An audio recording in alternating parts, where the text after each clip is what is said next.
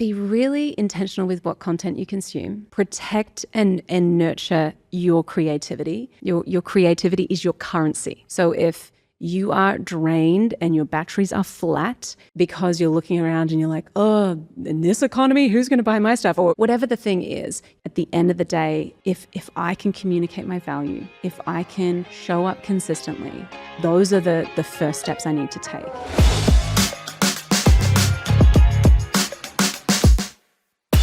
Welcome to Badass Softie, a podcast for leaders who are unapologetically ambitious and want to lead with heart because you're allowed to chase big goals without losing what makes you human. I'm your host, Dr. JJ Peterson. Today's episode is so fun. It is with my friend, Laura Higgins. I met Laura a few years ago after she's actually from Australia, and I watched how she was helping creatives grow their businesses as a coach. And we set up a meeting and I just watched how she helped people really live and flourish and create businesses out of their own creativity. And we've been following each other ever since. And she was back in the States. And I said, Laura, can you please come on the podcast? And she agreed.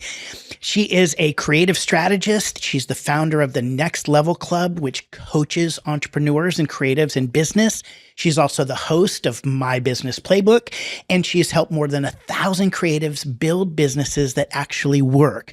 She helps people move really from kind of like bedroom startups to thriving brands with clear offers, healthy systems, and real revenue. And the best part really is she teaches creatives how to use their own voice and charge what they're worth and build businesses without losing their heart and soul.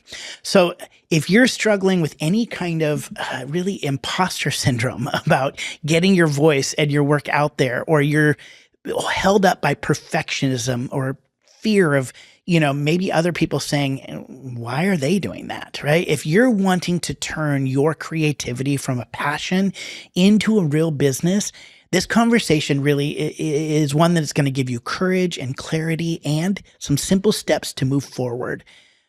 I am so excited for you to hear this conversation with my friend, Laura Higgins. Laura, I am so excited to have you on the podcast. We just spent, even before the cameras were on, 20 minutes going into really deep things. Probably should have had the cameras on.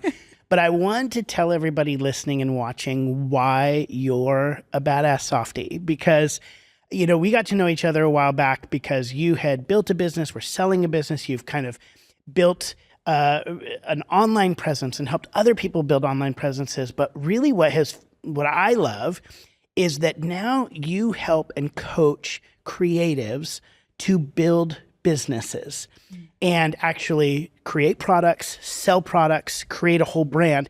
And you're doing it with creatives. And why, I have such a heart for creatives. But the fun thing about that for me in particular is that most creatives are a lot of passion and a lot of heart and are not built to build businesses. Yeah. And in fact, they feel bad and sometimes like a sellout if they're selling their creative work.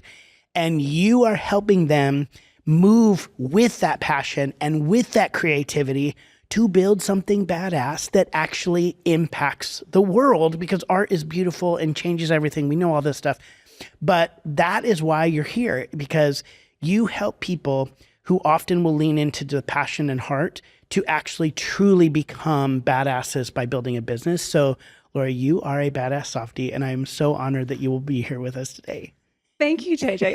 I'm so honored to be here, and this is just going to be beautiful. So tell our listeners a little bit about your journey. About I've heard pieces of it, but just kind of starting your business in your bedroom to to what you do now. Tell us a little bit about this journey. Yeah. So I'm a creative through and through, and so I was a uni dropout. I left uni. I left university for American audiences. College. I shorten. Yeah. Australians shorten words. Yeah. I said to you earlier, I'm like, so let's do it the Savo, and you were like, I looked at you, and I just nodded my head. I go, yep, we're gonna do it. I understand what that means. Afternoon. Afternoon. Yeah. Yep. So I left university, and I really felt like a generalist. So I felt like I was looking at all of my friends, being like, oh my gosh, they're a specialist. They're amazing. They're going to be really an amazing lawyer or doctor or this. And I felt like I'm good at a few things, but I'm not amazing at one thing. And I viewed that as, obviously there's like so many mindset limiting beliefs even in that statement, but I viewed being a generalist as such a negative thing. And so being kind of a creative, a slashy, like kind of, I love taking photos, I love writing, I love music, I love like visual, I love design, all of these things that I really loved. I didn't know where to channel all of that. And so I left uni, I was making coffee, I was working in the coffee industry in sales, and I was terrible at selling. And I would like arrive at coffee shops and I'd try to sell them our beans, and I'd arrive with the beans and I'd be like, do you want these? And then before they even answered, I'd be like, never mind, forget it. And like walk out the door and just be like, I'm dying inside. So I wasn't very good at selling. My boss moved me into marketing, into social media. And this was in 2015, 2016. So this was early days of Instagram being a business tool. And so I loved it because as a generalist, I was like, this is all of the things I love. It's writing, it's marketing, it's visual, it's design. And I took over their socials. Their social media took off. I had all these people asking me to help them to do the same thing.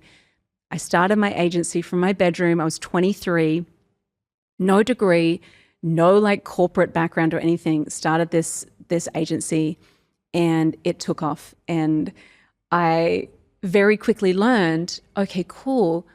I'm good at my craft. I'm good at social media. I'm good at marketing. But the business side, I didn't know how to do it. And so I went on this journey of realizing, okay, running and scaling a business is a skill.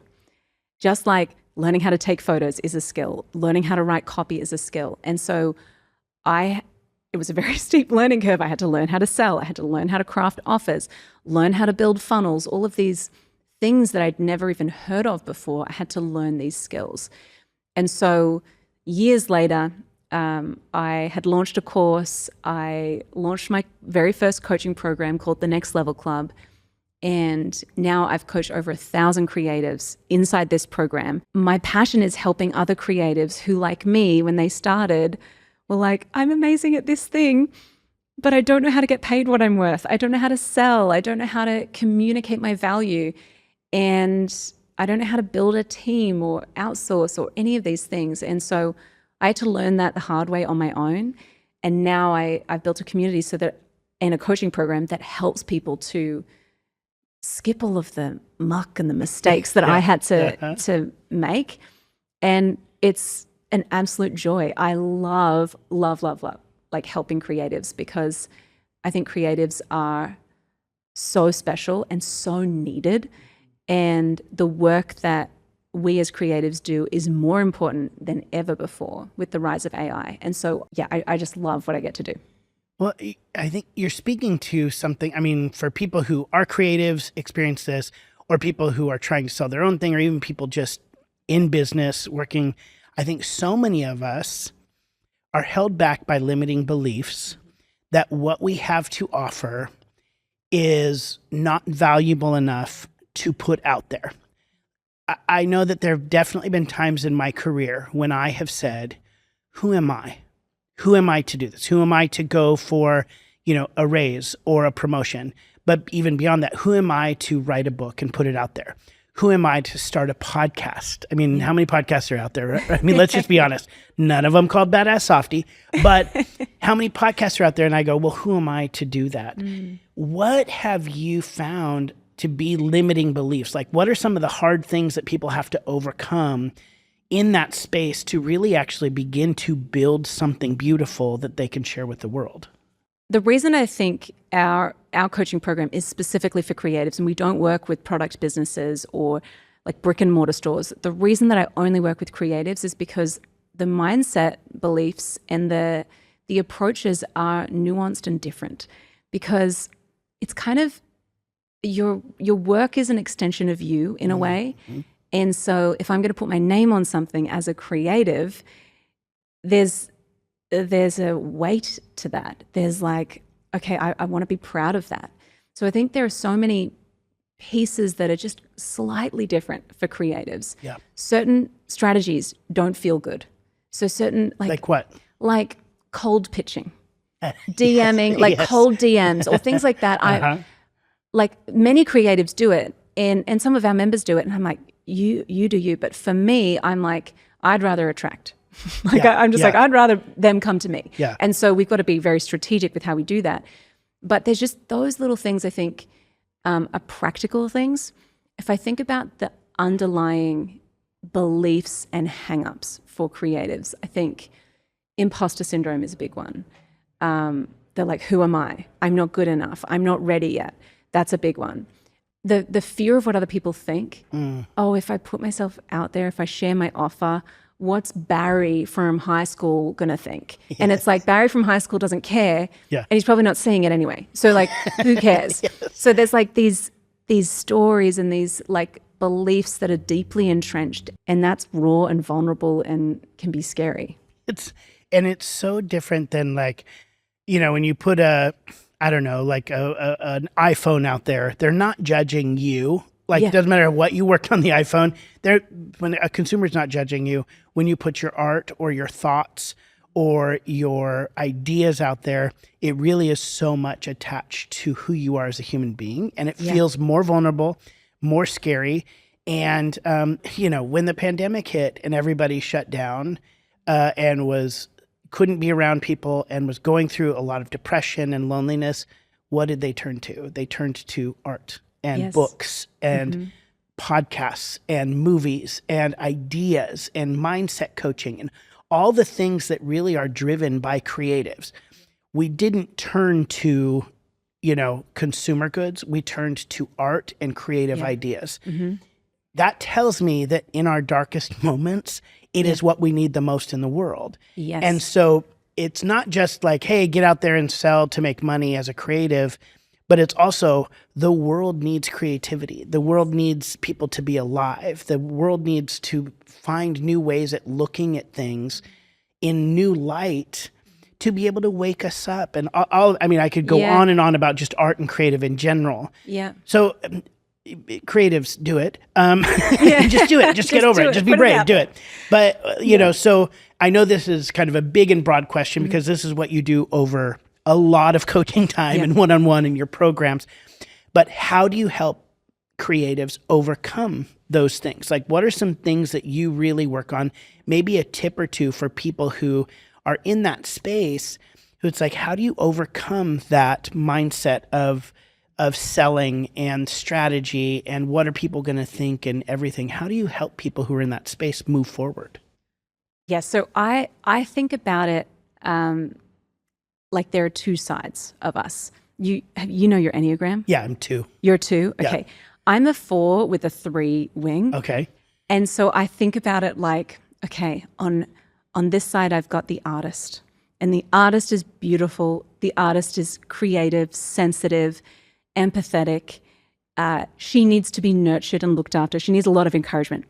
And then on this side, I've got the entrepreneur that is like the driver, the action taker. It's like, let's achieve and let's get things done. It's ambitious. It's like, we got to go and we can win and it's competitive and all the things. And I think about this tension of these two ideas of, okay, I can be an artist and an entrepreneur. I don't have to be either or. And I think for a lot of creatives, for most, not all, but they lean into the artist because it's their default. It's how they're wired. It's part of their identity. It's what they're amazing at. And so I see my job as a coach as going, okay, how can I give you the skills? You have this already dialed. How can I give you the skills of an entrepreneur so we can pull this up so that we've got the balance and it's not the artist always driving? And I think we've got to let the artist do its thing and breathe and have its moment, but we do have to consciously pull up the entrepreneur side, because if the artist drives all the time, that's when we don't value our work. That's when we self-sabotage. That's when we get in our own way. We blow things up for no reason. We'll be like, you know what, I need to do this thing over here. It's like the scatterbrained squirrel that's like, I'm going to do this and then this and then. And it's like there's no structure or strategy. And if the entrepreneur only drives, then it becomes too commercial and you lose your expression and your joy and the magic. And so we have to get this balance of the two things. And so for me, I think about, okay, I've got my Enneagram 4. and I've got my Enneagram 3, and I've got to balance those things out. And so my job as the coach is, how can I give you the skills and the frameworks and the strategies to pull up this entrepreneur side so that the artist can thrive, but not always be the one driving. Yeah. And I like that you refer clear delineation in that it is a skill, which means skills can be learned. Mm-hmm. You know, I think a lot of people think, well, I'm just not an entrepreneur. I'm not a business person. Mm-hmm. I am a creative. I'm not a business person. Mm-hmm. Well, you're going to have to learn that skill. Yep. You don't have to all become like your identity. I don't think needs to be, I am an entrepreneur. I'm a business person. I do think that's helpful if you can own a little bit of that identity in this space. But I don't think you have to become something different. You have to learn the skills that allow your artistry to thrive. You know, earlier today or yesterday, we were talking with some people. You were talking about allowing other people, hiring other people, empowering other people to carry the skills you don't have. Right? Oh, yeah. Like that's a big piece of it is granted, we all know it does take money to hire people. So there needs to be a level of that. I'm not saying, just go out and hire people when you don't have money, but there is a space of where I think artists, again, also think, because they're used to doing it all themselves, I have to do it all myself. And there's a time when you can hire somebody that frees up your time, your energy, your creativity, and carries a load that's different. And even in reality has a different identity than you do. And I think it's really interesting because I have shared this kind of matrix of, okay, cool. What should you protect? What should you prioritize? What should you delegate? And what should you delete? And I shared this on Instagram and it actually went crazy viral, this video. This was the framework I showed you yesterday.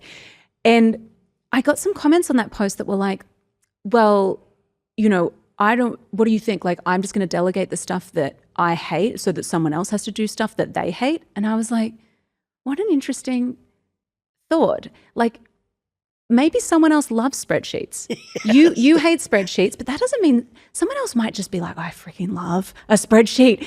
And so it's such a mindset shift to go, just because I hate something or I'm not good at something doesn't mean that someone else isn't, like, that's not their zone. They might absolutely love that thing. And so it can be a bit of a barrier and a blocker to think, well, no one else likes that. So I feel bad if I hire someone to follow up invoices, but that person might get an absolute kick out of that. So it's like, it's actually going, okay, how can I play to my strengths? And I love that you talk about being a badass softie, because the thing I'm always saying to my clients is you can be a badass in business and still be kind. Yes. And I think that, like, for me, I really struggled with people pleasing, like being way too nice, not having boundaries. And then it felt like, well, if I'm going to become a really leading business owner, I have to lose my kindness in the process. And it's just not true. You can be a badass and be incredibly kind. And I think you don't have to be cutthroat to be successful. You actually win more friends. You win more friends along the way, and you grow more when you're generous and when you're kind, and when you have boundaries and you protect yourself and you have discernment. And I think those things can coexist. Yeah. And our friend Tim Arnold, who was on the podcast a few episodes ago, he talks about it being a dance, right? That I think a lot of times we see them as conflict and tension or conflict, and we want to avoid that conflict. But he does talk about there's some healthy tension to it. And we have to look at those things as a dance. And I think, again, when you're creative, or really when you're in any space that you're looking like to put yourself out there in any kind of way, you have to realize it is, even some of that stuff, it's a skill to learn, and you have to practice, and it probably isn't going to come natural, but it's worth it to kind of lean into that and move forward, because I do think the world benefits when we put our best foot forward, when we are shining more light out there, when we are bringing more creativity. Everybody is better because of it.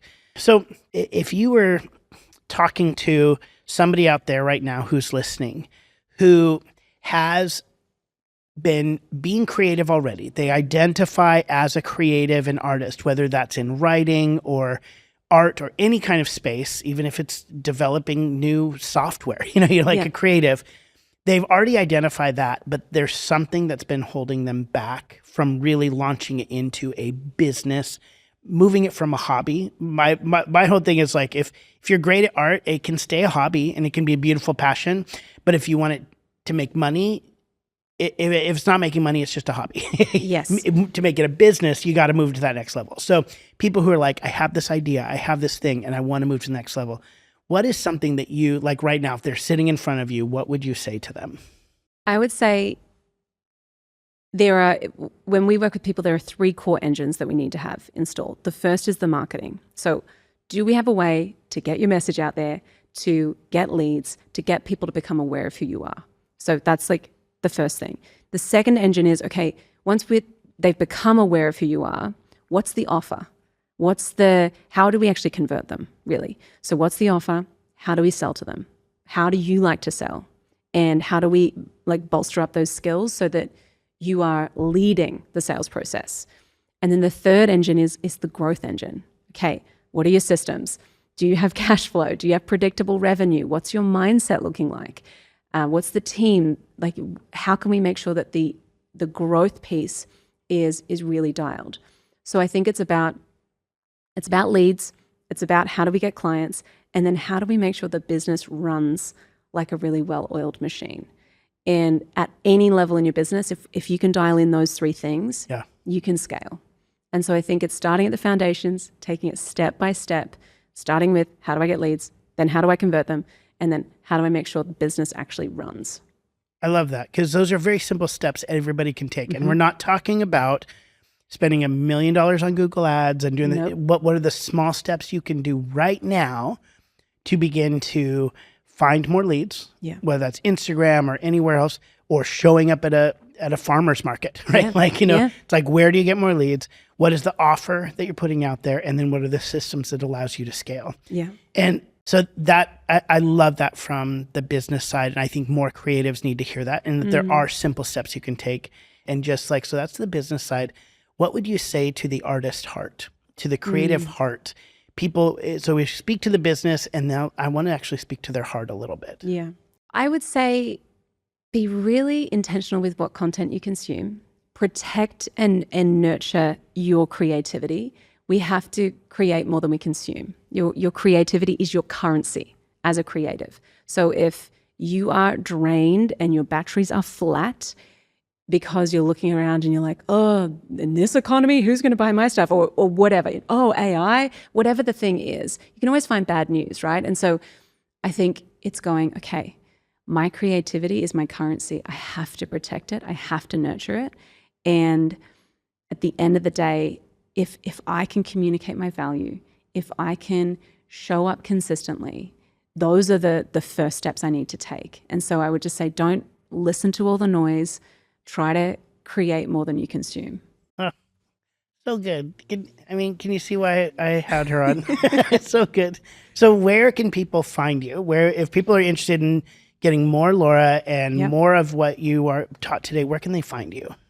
Best place would be on Instagram. I'm quite present on Instagram, so just at Laura Higgins. You can DM me and let me know where you listen to this pod. And I'm also slowly starting. I've started my YouTube channel, but I'm working on my YouTube as well. So you can find me at Laura Higgins Official on YouTube. Love it. Love it. Yeah. Thank you so much for being here. This is such a gift. And thank you for empowering more creatives to get their work out there in the world and build something incredible out of it, not just a hobby, but a business. And I just want to say thank you, because even the name of the podcast, I'm like so excited about this, because people think these 2 things can't coexist, but they can. And I think it's so important, the work that you're doing. Oh, thank you. I love it. I love how much Laura is helping creatives and entrepreneurs grow their business. And here's really what I am taking away from this conversation. Laura reminded me that most of what stops us is not really a lack of talent. It's about the story that we tell ourselves about what we are allowed to want. Hearing her talk about the artist and the entrepreneur living inside the same person gave me life, because one side carries the heart and the other side carries responsibility, and both matter. That's kind of the whole heart behind Badass Softie. It's this idea of the blending of the two. She reminded me that business is fueled by my creativity. It's what gives creativity room to breathe. And she also pushed on something else I needed to hear again. My work grows when I stop trying to do everything alone. Someone else may light up by doing the very thing that drains me. That's not a failure on me. That's wisdom when I understand that. And I am walking away from this conversation more convinced than ever that when we stop apologizing for wanting our work to thrive and offloading things that don't give us life, we actually give ourselves a chance to grow as entrepreneurs and as leaders. And so to close this out, I want to leave you with this. May you trust that your creativity is your currency and that by protecting it, nurturing it, and creating more than you consume is not indulgence, it is life. May you stop waiting to feel ready and remember that readiness is not a requirement for building something real. And may you let go of the belief that you have to do it all. Someone else might love the thing you hate, and handing it off may be the most generous thing you can do for your work. Because we believe you can be both ambitious and kind, fun and driven, powerful and deeply human. Your leadership can inspire, your success can have soul, and your ambition can make space for everyone. That's why you're a badass softie. We'll see you next week. Thanks for listening. Follow and subscribe so you don't miss an episode. BadassSoftie.com is crafted by Fruitful Design and Strategy.